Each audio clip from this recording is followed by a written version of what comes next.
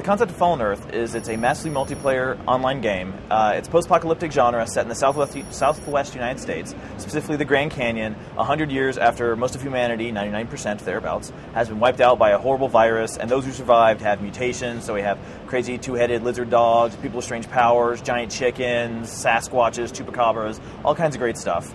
And you're basically a clone created by this leftover advanced nanotechnology who you come into this world, you don't know what's going on, you're basically trying to find out, okay, what's happened, what's the apocalypse, how do I make the world better, how do I save humanity, who am I a clone of, what's really going on, and there we have different factions who are fighting over the territory, resources, things in the apocalypse that you need, you can choose to align with. So it's basically all about trying to find the best way to save humanity in this environment, and meanwhile find out who you are, what's going on, and what your story is. At the beginning of the game, you come in through the Hoover Dam. That's the tutorials all plays out through Hoover Dam. And at the beginning of the game, we assume the player and the character know nothing about the game. We basically wrote the whole game from the point of the player throughout the manual. So we assume we have to teach them everything about the game, everything about the setting from the first steps. And we didn't want to do it with a boring voiceover of 50 years ago, everyone died, and now there's crap. So we basically wanted to really do it in an engaging way. So from the very beginning, you're getting in, okay, here's some story, here's what's going on. Your character doesn't, you don't have memories of who you were. Here's little bits, and then you eventually have a storyline where you track down, okay, I'm a clone. Who am I a clone of? This DNA had to come from somewhere. Where did it come from? You have to follow all these storylines and all these clues to eventually discover who you were cloned from, how the technology was used to do it, and why all this was done. You are told, as soon as you get out of the tutorial, we have a post-tutorial video that says, hey, here's the last of what happened in Hoover Dam. Here's now what you need to go do. And part of that is your genetic code is falling apart.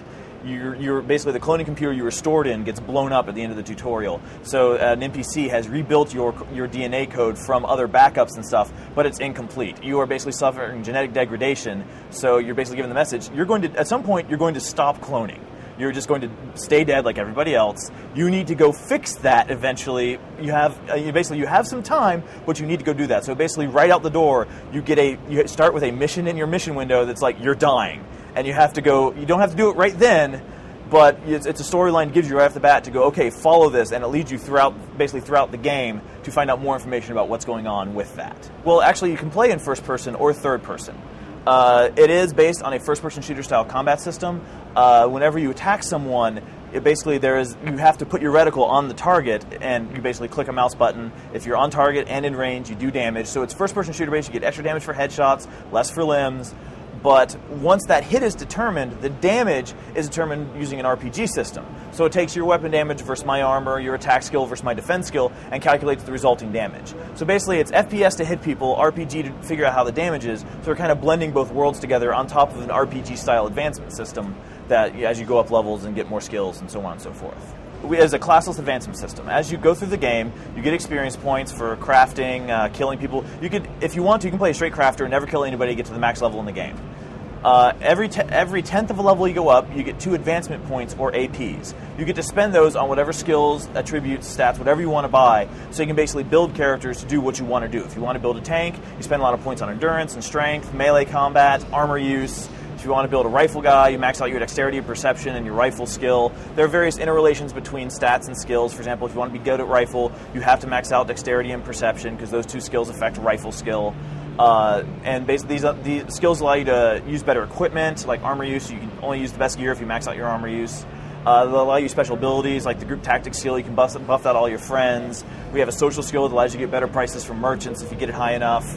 So we have a lot of different things players can do, and we give you enough APs where you're not just going to be tank, DPS, crowd control. You're going to fulfill multiple roles. One of the side effects of this is our crafting system, which is very involved. It requires an AP expenditure. You have to raise your intelligence and perception if you want to be the best crafter possible.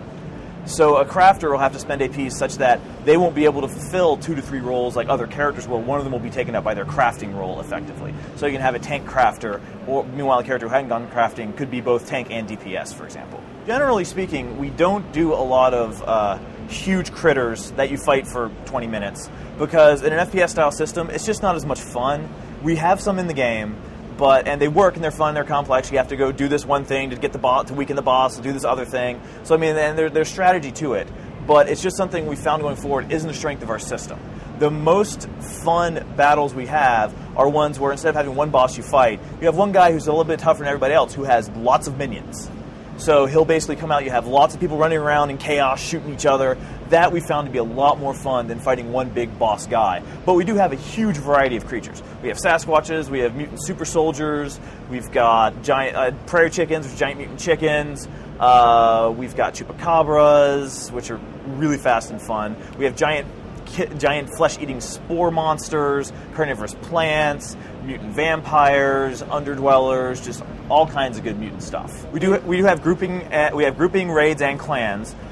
Basically, our group content is there are areas that are just too difficult to go by yourself. For example, there's a town called Old Kingman where going there is just rough because it's just a tough town, and it's right next to the first major instance in the game, which is Old Kingman Prison, which is a prison that has been taken over by raider gangs, and you get to go through the prison, fight the various gangs, that sort of thing. Groups are up to 8 people and have built-in voice over IP using Vvox. You can have up to 4 groups combined to form a raid, and we have our first raid boss at like 10th level, so we have raid encounters throughout the game, as opposed to just be something you do at the high level. And we also have clans, and clans are basically, it's got all the normal functionality you would expect, but one of the interesting things, they're focused on crafting. We have a lot of people who are creating crafting clans where people specifically go out and gather resources together, try and pool what components they can find, and a lot of our crafting has a real-time component to it. So for example, if you want to build a car, it may take you 2 weeks to build that car. You can do whatever you want, you can log off, that time's still going to pass. But you still have to, that time still has to come from somewhere. So you'll have crafting teams. One guy builds the tires, one guy builds the engine, one guy builds the frame, then one guy puts it all together into a car. So you have clans that actually function as crafting groups for breaking up big jobs. Oh yeah, you can build motorcycles, cars, dune buggies, muscle cars. You can put machine guns on some of them. You can ride horses. You can shoot people from your horse. All of our vehicles are separate creatures as opposed to a model change.